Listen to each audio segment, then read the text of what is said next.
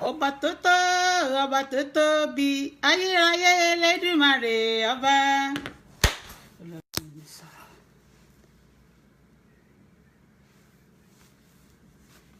ọba tó tóbi ayérayé Elédùmarè ọba tó ti wà. Please, I need water. Kí ayé tó wà kó bá mi tọ́nà bíbá. Òun ló máa wà nígbà tí ayé kò ní sí mọ́. Ọba tó tóbi lọ́ba. Ọba tó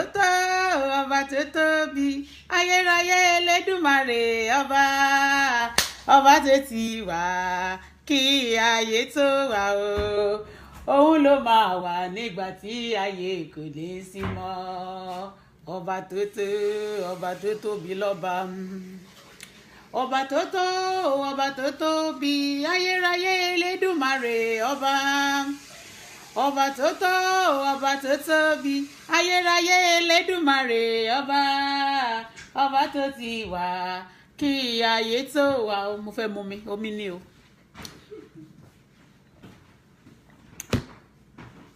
Òun ló máa wà ní ìgbà tí ayé kò ní sí mọ́. Ọba tó tóbi lọ́ba.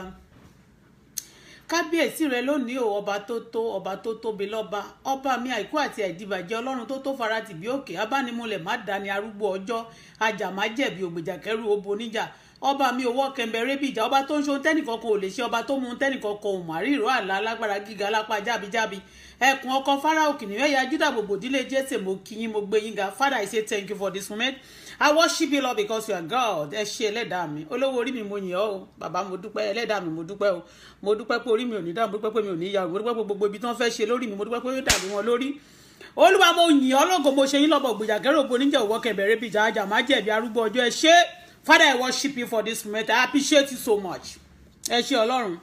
Father, in Jesus' name, the mighty name of Jesus, I don't know how to pray. Father, please teach me how to pray. Engine àdúrà báyìí ọ̀tún olùgbé sínú mi ní àárọ̀ yìí. Ọlọ́run sokun àti agbára mi di ọ̀tún. Ọlọ́run jọ̀ọ́ gbogbo ẹ̀dákẹ́dá tàbí nínú òbí tó lè máa gbàdúrà lòdì sí ayé mi tó lè máa ṣiṣẹ́ ibi kan lórí ọ̀rọ̀ mi. Olùwàjò dà lé wọn lórí agbára tó ń dá ibi padà sórí oníbi tó ń dá ọ̀fọ̀ padà sórí ọlọ́fà. Ọlọ́run gbé wọ̀ mí báyìí ní orúkọ Jésù àti kọ̀wé rẹ̀ pé kò sóúnjẹ olóró kan tó ń lè dàkọ́ mi tó máa ṣe rere. Àwọn tó bá dìde sí mi ní ìdájọ́ ó dá wọn lẹ́bi gbogbo ibi kíbi tán lè máa dé nítorí ọ̀rọ̀ mi. Àní Ọlọ́run tó dá ayé àti ọ̀run bá mi dà wọ́n rú lórúkọ Jésù ọ̀run tú wọn ká. Gbogbo ẹni tó ń gbógun tì mí ní kọ̀kọ̀ ní gbangba Ọlọ́run gbógun tì wọ́n lórúkọ Jésù. Gbogbo ẹni tó sọ pé òun fi agbára àbí òun fẹ́ fi ayé wùn mí àbí tó sọ pé òun ti ń fi ayé wùn mí lọ́jọ́ tó ti pẹ́ pé òun ò ní dẹ̀yìn lẹ́yìn mi ọ̀run paṣọ láre Ọlọ́run fi ṣẹ̀sìn Ọlọ́run kan ní àbùkù ní orúkọ Jésù gbogbo ogun lọ́tàn àti lósì níwájú àti lẹ́yìn ọ̀run palẹ̀ wọn mọ́ Ọlọ́run tó ń jẹ́ palẹ̀ ogun mọ́ tó ń gbógun mi lórí òkè kò yí Ọlọ́run Babalọ́lá Ọlọ́run tèmi Bọ́lá Fọláṣadé ní orúkọ Jésù Olúwa palẹ̀ gbogbo ogun ayé mi mọ́ Olúwa gbé wọn mì gbogbo ẹ̀dákẹ́dá tàbí nínú òbí tó ń tẹ ilẹ̀ tó sì ń dáná ogun tèmi ọ̀run jó gbọ́jọ́ ikú ẹ̀ lójijì lórúkọ Jésù tó bá ikú òjijì pàdé gbogbo ẹni tó dáná ogun ti ayé mi dáyé ọmọ mi tó sọ pé mi ò ní sinmi láyé Ọlọ́run gbà sinmi Ọlọ́run ṣe ní ẹ̀sín Ọlọ́run fi aṣọ ẹ̀sín àti àbùkù wọ̀ ní orúkọ Jésù àwọn olólùfẹ́ mi pátápátá Ọlọ́run bá mi wà pẹ̀lú bá mi strength wọn bá mi dúró tì wọ́n o lórúkọ Jésù gbàkóso. Thank you, Father, because you answer prayer. I worship you for this moment. Ẹ ṣé ẹlẹ́dàá. I don't know how to speak o Daddy, please speak through my mouth gbá inú mi sọ̀rọ̀ lòmí má lòmí ní àlùpàtì Ọlọ́run ṣàánú fún mi Lord empower me.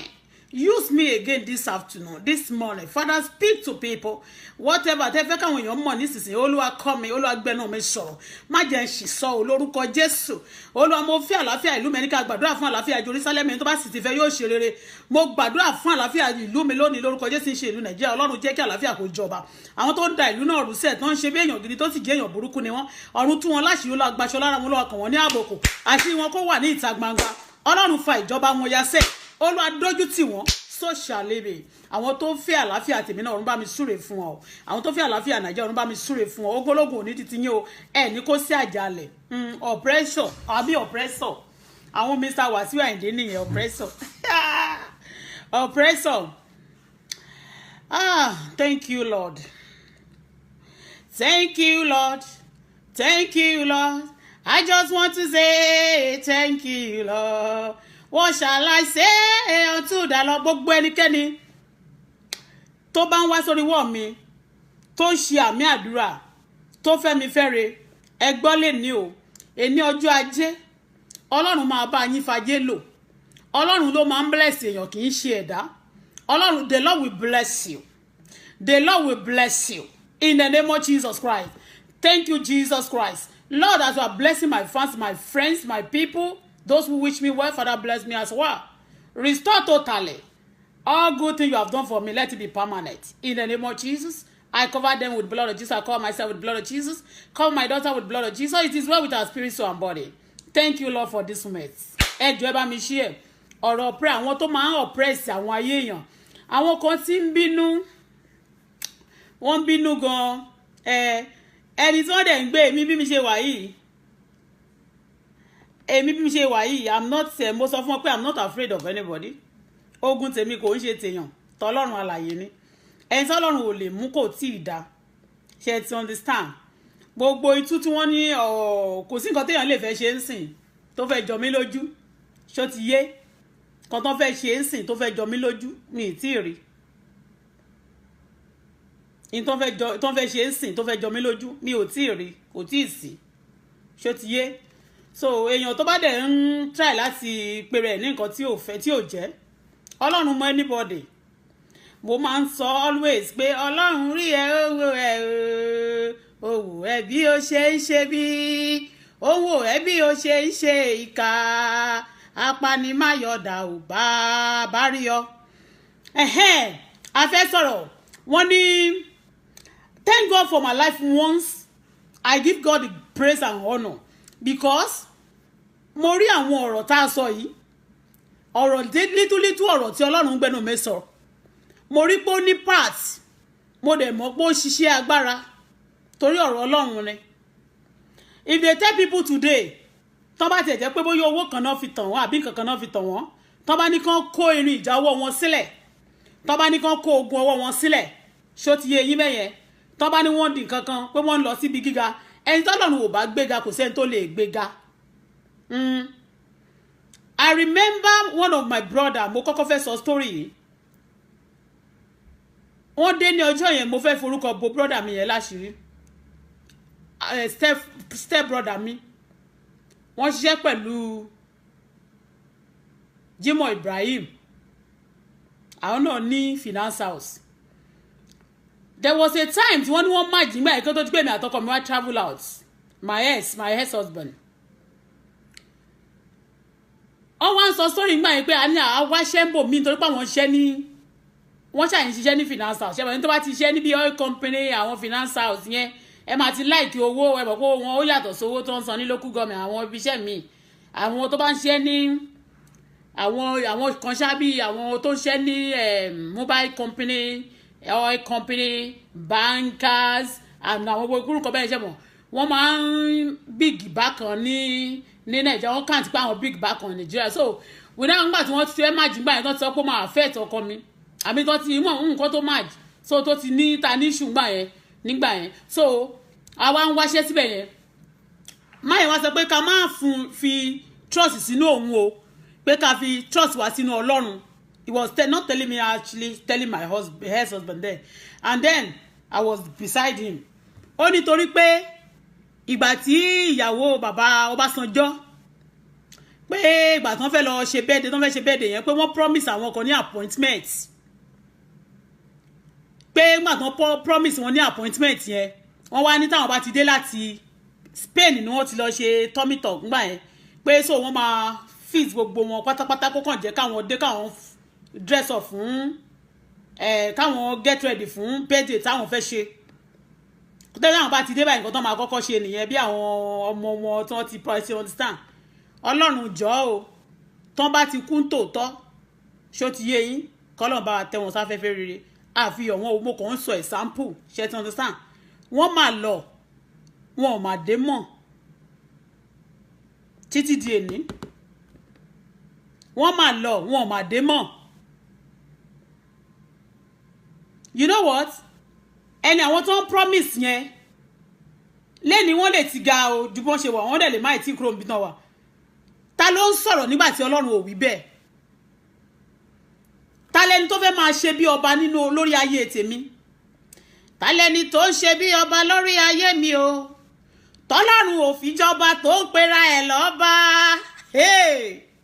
Torí lẹ́yìn Ọlọ́run òun ló kú mi kú o. Ẹ̀mí mímọ́ rẹ̀ wọ́n lóye kan yé ṣe bí ọba. talẹ́ni tó ń ṣe bí ọba lórí ayé mi o tọ́lọ́run ò fi jọba tó ń pera rẹ̀ lọ́ba tó ní lẹ́yìn ọlọ́run òun ló kù mí kú o ẹ̀mí mímọ́ rẹ̀ wọ́n lóye kan yé ṣe bí ọba. Yes, yesterday I was preaching, telling people don't talk to K1 rudely, don't do this, don't do that. I said to people like that. It's not that ẹ gbogbo pé ara ò ní mí o lórúkọ Jésù. But ṣe rí ara tó bá ṣe ẹni tó bá wà láyé òun ló ní some pains. Mo ti sọ níjọ́ yẹn when I was going out bí mo ṣe yọ̀ tí mo ṣubú ẹsẹ̀ yẹn ro mí ó dùn mí àwọn ibi tó yẹ kí n lọ gan lénìí ó pẹ̀lú nǹkan tí mi fi lè lọ ẹ ti understand. So gbà tí mo tún wá sórí social media lánàá tí mo kọ́kọ́ wọ̀n ọmọ kan ọmọ yẹn rísì tí mo fi wọ̀n ẹ̀ ni pé wọ́n ti máa ń bẹ ọmọ yẹn tì mí ti pẹ́ mi ò rí o ó dédé pè mí ni ó hard mi ó bí request mi ní inú wọn Facebook mi kan rí when I was in Nigeria nígbà tí Àyìndé ti ń dì pẹ̀lú mi tí wọ́n pè K1 yìí this lady ó máa request mi gbà yẹn with humbleness tó bá mi sọ máa ní okay dàlẹ́ okay dìsí kíní kan mi wà arrogant mi wà very humble mo jù ú lọ lọ́jọ́ orí ṣé ti yé yín mẹ́yẹn it's not even about mi ò sọ̀rọ̀ anything ṣé ti yé yín mẹ́yẹn now this lady nígbà yẹn nígbà tí wọ́n gbé Joel tí ó kú ọmọọṣẹ́ K1 mo ní ọmọ ẹ̀ wà lọ́dọ̀ ó gbé ọmọ ẹ̀ kan wá sọ́dọ̀ mi nígbà yẹn tàlájì K1 nínú ó ní kó rọ́ sọ́dọ̀ mi ṣé ti yé ìtọ́ bá wà ń bẹ̀ ó yìí máa jáde sí gbangba mo máa ń sọ fún àwọn èèyàn pé ẹni tó máa ń gbéyàwó bọ̀ kó má máa garùn ṣé mọ̀ pé lánàá wọ́n gbà tán fẹ́ máa kámẹ́rà àwọn kìíní yẹn tó bá ti rí pé bóyá torí èmi náà mò ń try láti join wọn mo fẹ́ tí bá wo nǹkan tí bá rí èèyàn tó bá move níwájú mi kí n má rí face ẹ I will tell you irú èèyàn tó jẹ́ tó lọ yẹn ṣó ti yé I have a design spirit kò ṣe rá o ìgbà tí mo fẹ́ máa wo kíní Ọláṣojú mo try láti rí àwọn kan wọ́n tag mi nígbà tí wọ́n ti bẹ̀rẹ̀ tọ́láṣojú fẹ́ bẹ̀rẹ̀ sí ní record nínú hotel wọ́n ṣe ṣó ti yé wọ́n ti bóyá wọ́n rí mi online pé mo ti join you know tí ẹnìkan bá tag ẹ tó tún tag wàá rí you understand so wọ́n ti rí mi bóyá wọ́n ti rí mi online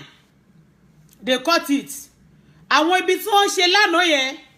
tí Esabod ṣe wá gbé sórí social media lẹ́ni they do that yesterday you know I said it pé máa sọ little and I will talk mo tún dúpẹ́ lọ́pọ̀lọpọ̀ pé mo sọ̀rọ̀ pé kí wọ́n má bà yé ẹ̀jẹ̀ wọ́n dẹ̀ change Àyìndé try láti change ẹ̀ mo expose wọn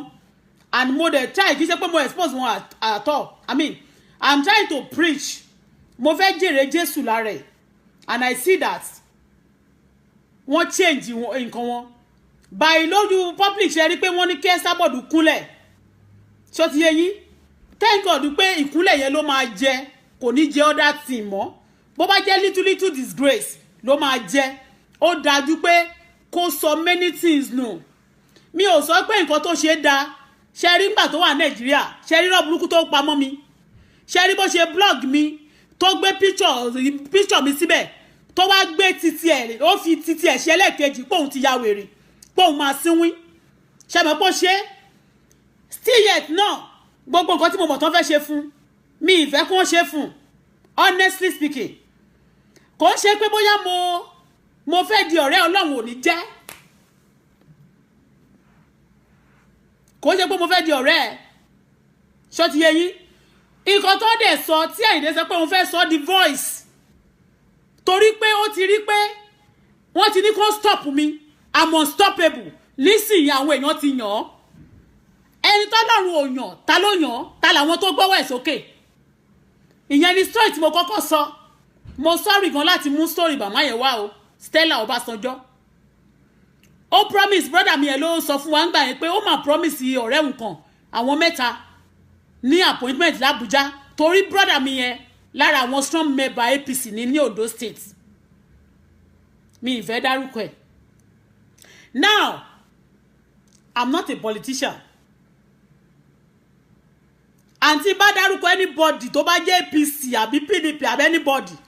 kẹ́nibody má ṣe àyà gbàǹgbà kó má ṣe ẹnu yamayama kó máa send mi ní ó máa inbox mi pé kí n má dárúkọ ẹnìkan níbì kan o ṣó ti yé I'm not joking with anybody and I'm not coming here to play mo ní wọ́n ń ba ayé àwọn èèyàn jẹ́ Nàìjíríà mo ní wọ́n ń ṣe òṣì ní Nàìjíríà mo ní wọ́n ń pa àwọn èèyàn jẹ a ti mọ̀ pé kí wọ́n jalè kò ṣe nǹkan kan fún wọn gbogbo èèyàn tó bá mú èèyàn láyé ẹ rí bí ìyàwó Ọbásanjọ́ ṣe tó ń gbà yẹn ní tó bá mà ti sọ fún bàbá Ọbásanjọ́ mà ló máa ṣe ó mà lọ kò mà dé mọ̀ mí mà fi yọ̀ wọ́n ẹni tó ń ṣe gàlègàlè ṣé ọmọ ẹni tó jọ́ tó máa kú ni ìwọ tó ń promise ṣé ọmọ ọjọ́ tó máa jáde láyé ni ìwọ tí wọ́n ní kó rán níkà tó ní kó lọ ṣe tó fẹ́ lù ẹ́ láti lu ẹnìkan láti dojú ìjà kọ ẹnìkan do you know what God have for you in store mo ní mi ò kí ń group báyàn jà because tó bá ti ń group tó bá ń báyàn jà mo pe sister mi kan sìn kò tí gbé aago mi and I want her to cool down I don't want her to get angry ẹn tó bá gbéyàwó bọ̀ wá bá kò kí ń garùn wọ́n fẹ́ ṣe nǹkan láti oppress yín ni wọ́n fẹ́ ṣe nǹkan láti mú yín bínú wọ́n fẹ́ ṣe nǹkan láti jẹ́ pé kẹ́ lè máa feel jealous wọ́n fẹ́ ṣe nǹkan kan lè bá máa sọ pé bóyá wọ́n ti achieve let them get there first ẹni tó bá fẹ́ dáṣọ fún mi máa wo tọrùn ẹ̀ dáadáa ṣó ti yé yín máa wo tọrùn ẹ̀ o aléyàn ń ba tàwọn èèyàn jẹ́ I'm not talking about what they have done for me now they did evil they've done wọ́n ṣe many things ṣe rí àwọn MC gbogbo wọn yẹn gbogbo itú tó ń fi mí pa lẹ́kọ̀ọ́ Wàsíù Àyìndé ló ní kán fi mí pa ṣẹ́kẹ́ gbọ́ tòótọ́ màláìkà ló gbé mi lọ sọ́dọ̀ wọn mo yìí ń béèrè lọ́wọ́ wọn mo ní ìjọba àgbáyé wọ́n máa bá mi béèrè lọ́wọ́ ẹ̀ nǹkan tó ṣẹlẹ̀ ẹni tó bá wù kó kó wá sínú ìlú Canada I'm not afraid of them bá ṣe wá sáyé tá bá ṣe tọ́pọ̀ àmàrí la máa ń rí owó da gan bọ̀tí owó òtọ́lọ́ owó òtéèyàn owó yẹn náà kẹ̀dẹ̀rẹ́ tó o báyìí tí ni má kàn jẹ́ kí má kàn máa tọrẹ jẹ ṣó ti yé mo ti sọ̀rọ̀ o ìlú yí o orin change many things happen ṣó ti yé yín mẹ́yẹn mo ti sọ̀rọ̀ ìlú yí orin change ṣe mọ̀ pé systematically ṣe mọ̀ pé ìyẹ̀wé náà bọ́ sórí system lánàá ó ní no more ọmọ ewé géèmù ni o mo sọ fún mo ní kẹ́ lajúlẹ̀ kẹ́ ṣáà máa wòran you that my sister o understand mi ìfẹ́ dárúkọ ẹ ṣáà máa wòran wọ́n play géèmù ni wọ́n dẹ̀ máa mọ̀ pé ọlọ́run tó dá ayé àti ọ̀run yẹn inú ẹ̀ láti yọ géèmù ò tán nú ẹ̀ ayọ̀ ilẹ̀ nínú ẹ̀ bí ilẹ̀ ayé ṣe pọ̀ tó lọ ṣúà ilẹ̀ tó dé Canada náà ló dé Nàìjíríà ló dé káàkiri àgbáyé ló dé London ló dé Dublin bẹ́ẹ̀ ni wọ́n yọ lára ọlọ́run kò reduce ẹ̀ ó tóbi síbẹ̀ ayé òfurufú gbogbo ẹ̀ báyìí àti gbogbo agbára tó wà nú ayé yìí ewé o egbò o ilẹ̀ o gbogbo nǹkan wọ́n yọ gbogbo ayé lára ọlọ́run òun fúnra rẹ̀ tóbi síbẹ̀síbẹ̀ bí ayé àtọ̀run ṣe tóbi tó yìí kò kún ọwọ́ ọlọ́run tẹ́mi torí pé a kì í fi ọlọ́run lẹ̀ kó ṣe nǹkan tó fẹ́ ṣe tá a bá take Lord into our hand ọlọ́run á máa wòran they done it for you it's painful wọn ọ̀nà ẹ̀ tó Jésù wọn kan Jésù má gbélébù wọn ti tọ́ sí lára wọn gun lọ́kọ̀ lẹ́gbẹ̀ẹ́ àwọn tó ti ẹ̀gbá lẹ̀ mo dá mi lójú pé lára àwọn tó wò sọ̀gán tún lè máa sọ pé àkúkú mọ́ tó fi wò wá sàn jẹ́ yẹn náà kàn ṣe kí ni kàn reject ẹ wá rí ọ̀rọ̀ àgbélébù bí àwọn bíi asọ́ndẹ̀ ló jẹ́ lójú àwọn èèyàn ẹ ti understand tó bá ní wọ́n gbé ọwọ́ wọn ṣe pé nísìnyí wọ́n fẹ́ surprise wọ́n fẹ́ kí n lè analyze kankan kan ní kan ṣe kí kan ṣe mọ̀ pé lánàá I just say little èmi ò dẹ̀ ní nǹkan tẹ́mi dẹ̀ fẹ́ sọ kó dẹ̀ ṣe pé bóyá mo fẹ́ copy and paste bọ́n ṣe sọ torí ẹnìkan sọ fún mi lánàá wọ́n ní copy and paste mo ti ẹ̀ ń kọ́ lọ mo kọ́kọ́ wò lọ àwọn tó ń bú mi mo tún yá mo ní let me leave them jọ gbogbo bọ́n ṣe bú mi síbẹ̀ yẹn kọ́ máa rí ṣe mọ̀ pé níbi tí ìyá ìwé ti blog mi ẹ mọ̀ pé mo lọ copy ẹ̀ lọ́dọ̀ ẹ̀ bẹ́ẹ̀ àwọn èèyàn sẹ̀lẹ̀ sí mi mo yá post ẹ̀ sórí wall mi people are looking at it òun ló máa ya wèrè whatever he wish me will be a portion ṣe mọ̀ pé mo bẹ̀bẹ̀ fún gbogbo itú tó ń fẹ́ fi pa ọ̀rọ̀ tí mo rọra ń sọ lórí social media yìí ẹ máa rè pé rọ́ni it's doing a lot of things a long way it goes a long way a lot of things ló ń ṣẹlẹ̀ àkàìmọye àwọn èèyàn àwọn boys irú àwọn MC wọn máa sọ pé àwọn dẹ̀ ló múṣẹ́ gẹ́ ìwá sọ́dọ̀ wọn Alhaji Àyìndé ló ń dà láàmú they know I know it ló máa ní kán máa fi gbóró wọn mí simply because me I don't even want to say it simply because Alhaji ní lára Alhaji níkà mo ń sọ fún mo ló níkà Alhaji níkà nínú tí àwọn ewé àtayé ò bá ṣe nǹkan kan mọ́lẹ̀ ní tó ní rèsè ìbákan tó bá lóhun òfúngbà mà bí kí wọ́n ṣe kọ́ mi mo Barrister kọ́ kúkọ́ èyí tó ti fi sílẹ̀ kó má parun láéláé wọ́n ní tó ní rèsè bá ti kọ̀ tó bá lóhun òfún fi gbá mọ́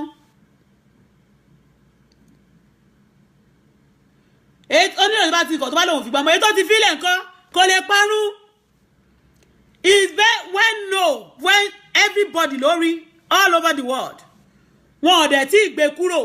ẹni tó bá ní gbogbo àwọn ìwé bí wọ́n ti jà yẹn dání ẹ kíìpù ẹ̀ dání tó bá ní kọ́ ronú kúwàdà lẹ́ni ó good ara nǹkan tá à ń sọ nìyẹn pé kó yé borúkọ ìlú wa jẹ́ mọ́ èyí tó bá kù ṣe mọ̀ pé mo lóun à ń bọ̀ lórí ọ̀rọ̀ ìjọba ẹ jẹ́ ń sọ fún yín wọ́n ti pa àwọn kan lólódodo Nàìjíríà ń gbà kan tó bá ti ní wọ́n ń sòdodo àwọn journalist wa ni wọ́n pa wọ́n dànù wọ́n náà pa Délégi wá wọ́n pa Igbá wọ́n pa wo àwọn Wàsíù náà wọ́n pààyàn àwọn Jagaban náà wọ́n pààyàn gbogbo olórí Nàìjíríà ló ń pààyàn tó dẹ̀ jẹ́ pé ìjọba àgbáyé ò gbúdọ̀ mọ̀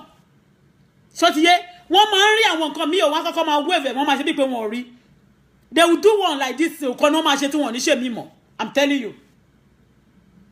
ṣé ti rí àwọn èèyàn sì irú my dear sister yẹn ń bínú gan wọ́n gbọ́ ẹ̀bọ̀ ẹnìkan sọ́kọ̀ pé wọ́n fẹ́ fi ṣe voice torí wọ́n ti ní kí iye west stop mi ó ní kí n shut up kí n má sọ̀rọ̀ mọ́ mi ò I'm unstoppable mo sọ wọ́n wá ní sìn wọ́n fẹ́ lò anything tó bá wùyàn kó lò fún àwọn Wàsíù Àyìndé lè lò yẹ ewé kan lo Àbíkẹ́ jaga nonsense Ọlọ́run ló ń lo èmi mo dẹ̀ ti wá fi ọkàn mi sí Kristi mo ti fi ìgbàgbọ́ mi sínú Kristi àpáta ayérayé ibi ìsádi mi èmi ò lẹ́rù wọn bà gbogbo nǹkan ti ṣe pátá gbogbo ẹ̀ náà máa jìyà ẹ̀ tó bá ronúkúwàdà mo ṣe ń tètè sọ fún kán tètè ronúkúwàdà kán tètè lè bẹ̀rẹ̀ ìyà wọn ní kíákíá kán má lọ farúgbó ara jẹ́ torí pé kò sí tó ṣe tó gbé oh le you can't hide it for God àṣegbé ò sí àṣegbé máa sí láyé o bọ̀dá o ìgbẹ̀yìn ló má jù àṣegbé máa sí láyé o àǹtí o ìgbẹ̀yìn ló má jù ènìyàn máa di wèrè pé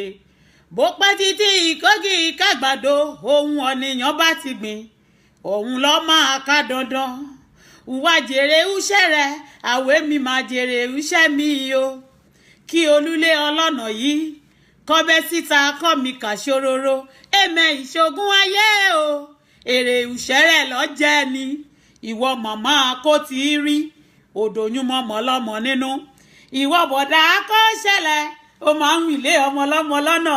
òun fọmọ ọmọ rẹ̀ ń dájọ́ òun fáwọn ọmọ tiẹ̀ ń dájọ́ ojú ló máa pẹ́ sí ìwà bẹ́rù rẹ̀ níbodè a máa gbé nǹkan tá a bá ṣe gbogbo ohun tí èèyàn bá ṣe láyé ló máa gbà ó pẹ́ lójú wa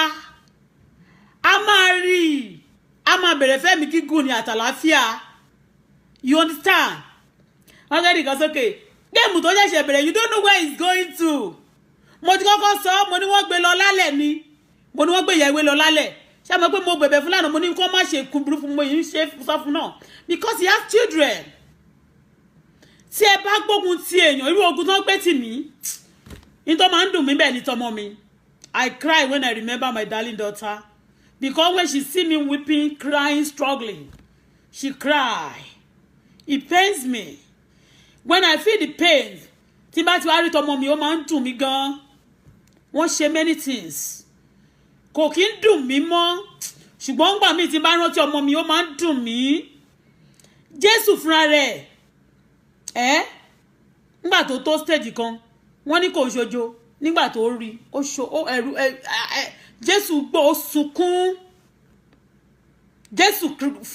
Kristi fúnra rẹ̀ ó sunkún ó tún sun lórí àgbélébùú ó béèrè àwọn ìbéèrè lọ́wọ́ Ọlọ́run despite pé wọ́n ti ọjọ́ agree arrangement ni kó tó wá sáyé ó tún wá dé stage wọn talkless of àwa tá arrange tí ó jẹ́ kì í ṣe pé bóyá dialogue bó ṣe wọ Ọlọ́run ló create wa bó ṣe wọ Ọlọ́run ló sọ pé o máa lọ jẹ́ báyìí láyé you understand. Èmi pariwo ní pé ìwà tó ń wù Nàìjíríà pé gbogbo tó bá rí wa ẹ wo gbogbo kíní yẹn ní gbogbo àyẹn tí máa tó bá ṣú ẹ̀ fún mi ní ẹ̀kọ̀kan tó bá jà lórí Facebook I feel somehow mo ṣe yẹn nìkan máa kàn wí pé gbogbo Nàìjíríà ṣe rí báyìí mo máa ké nítorí ọ̀rọ̀ Nàìjíríà náà mà ní why when you see people àwọn èèyàn tí ò bá ti léèyàn wọn ò bẹ̀rù Ọlọ́run bó ti wù kó mọ everybody corrupt everybody wicked everybody ṣe bó ṣe wù tó o bá ti fi àṣẹ tàwọn kan ṣe wọn ló lè ráyé gbé that is just Nigeria for you ni mo ṣe ń pariwo United Nations is watching mi ìpurọ́ anything tó bá ṣe fún mi they will pay for it the Lord will ask them and already he have chosen some people for me that is United kì í ṣe èèyàn àwọn ìlú United Nations he have used them for me mightily because ibi tá wá fún ààbò yìí United Nations ló ń ṣàkóso ẹ̀ ìjọba àgbáyé wọ́n ń jẹ́ kí àwọn Nàìjíríà ò gbọ́n púpọ̀ Nàìjíríà náà ń wá fún ètò ààbò púpọ̀ lóríṣiríṣi wọ́n sọ a lot of stories fáwọn United Nations táwọn bá wá fún yín láwọn social security náà bá ní kó máa bá yín sọ̀rọ̀ wọ́n máa bèèrè lọ́wọ́ yín pé kí ló ń ṣẹlẹ̀ nílùú yín you don't know they study àwọn study gbogbo àgbáyé náà ni ìjọba àgbáyé tó ń ṣètò àgbáyé àwa lọ sick fún ààbò àtọmọdé àtàgbà now nobody could come to your own country to see for anything wọ́n dẹ̀ ń pariwo ẹ̀ lójoojúmọ́ you don't know you say they are not watching they are watching you understand wọ́n wò èmi ò dẹ̀ sáwọn kankan sọ pé ó fẹ́ fi gbàwé ni èmi tẹ́lẹ̀ tí bá lọ ìlú kan kí n máa travel kiri ló máa ń wù mí kí n ṣe business mi kí lọ every month when I was having the change mo wà nílé tí mo ṣì wà pẹ̀lú ọkọ mi tí mo máa ṣe business mi I always go tí n bá wà Nàìjíríà mo always go around mi ń jókòó sójú kan always go around doing my business o kì í ṣe pé ká máa ṣe fàájì kiri o ká máa ṣe party kiri doing my business ṣé mi yẹn ni mo wá sọ pé mo fẹ́ jókòó kí wọ́n ní mo fẹ́ sọ sórí kan but àwọn èèyàn míì tí ò bá ní kíní tà ń sọ yìí tó yẹ pé wọ́n ti paralyze gbogbo brain wọn tó yẹ pé wọ́n ti sọ ayé wọn dìdàkudà then tó bá kàn ti rí ẹ báyìí they are ready to attack you they are ready to do this they are ready to do that you understand tí wọ́n bá dilé nísìn ṣé àti ọjọ́ tí wọ́n ti ń wò wọ́n tí Wàsíù Àyìndé ti ń wò wọ́n tó ti ń wo Nàìjíríà tó ti ń wo ewé àti ayé kò rí wọn pè láti ọjọ́ yìí ọ̀tí tí Auto Bola Fọláṣadé wá sórí social media tó wá ń sọ nǹkan tó ṣe fóun ló torí wọn pè but I thank God pé ó tún ṣe torí pé mo sọ pé kó ṣe ráì.